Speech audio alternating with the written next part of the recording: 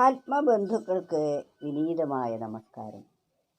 ഇതുവരെ നമ്മൾ അറിവിൻ്റെയും കർമ്മത്തിൻ്റെയും കർത്താവിൻ്റെയും വൈവിധ്യങ്ങളെക്കുറിച്ചാണ് വിസ്തരിച്ചത്.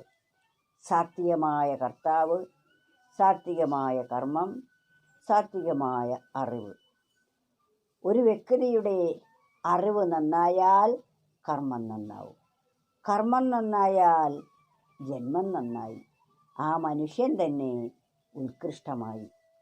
അതുപോലെ ഇവിടെ ബുദ്ധിയുടെയും ധൃതിയുടെയും 3 തരത്തിലുള്ള ഗുണങ്ങളുടെ ആധിക്യത്തെ വർണ്ണിക്കുകയാണ്.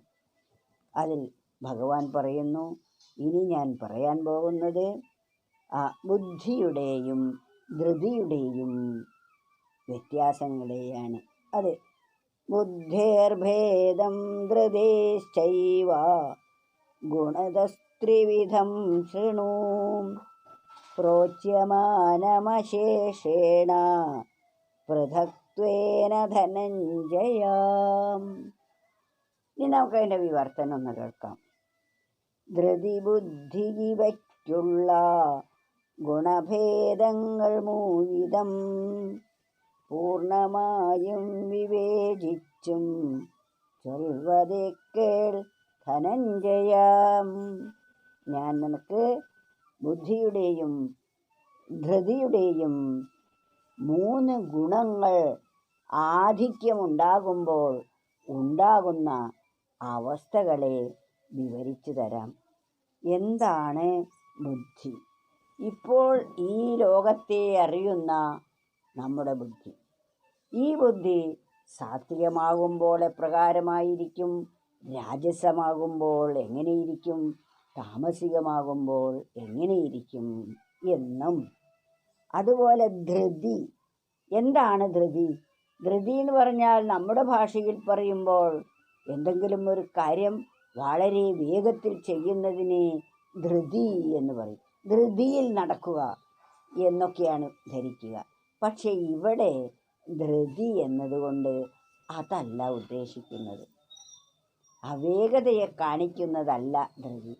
ഇന്ദ്രിയങ്ങളുടെയും മനസ്സിൻ്റെയും നിയന്ത്രണമുള്ള ഒരു വ്യക്തിക്ക് ഉണ്ടാകുന്ന ബുദ്ധിപരമായ വിവേചനത്തെയാണ് ധൃതി എന്ന് പറയുന്നത്. യാ ദേവീ സർവഭൂതേഷു ധൃതിരൂപേണ സംസ്ഥിതാ നമസ്തസ്യൈ നമസ്തസ്യൈ നമസ്തസ്യൈ നമോ നമഃ.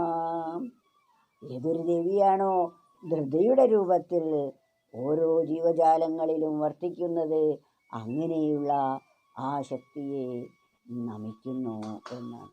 അപ്പോൾ ധൃതി എന്ന് പറയുമ്പോൾ ഇന്ദ്രിയങ്ങളുടെയും മനസ്സിൻ്റെയും ബുദ്ധിയുടെയും നിയന്ത്രണം ഉള്ള ഒരു വ്യക്തിയുടെ ആ കഴിവിനെയാണ് ധൃതി എന്ന് പറയുന്നത്. അതിനെ പൂർണ്ണമായും അതിനെ വേർതിരിച്ചും അതെപ്രകാരമൊക്കെയാണ് എന്ന് ഞാൻ നിനക്ക് വിവരിച്ചു തരാം, അത് നീ കേൾക്കൂ എന്നാണ് ഈ ശ്ലോകം കൊണ്ട് ഉദ്ദേശിക്കുന്നത്.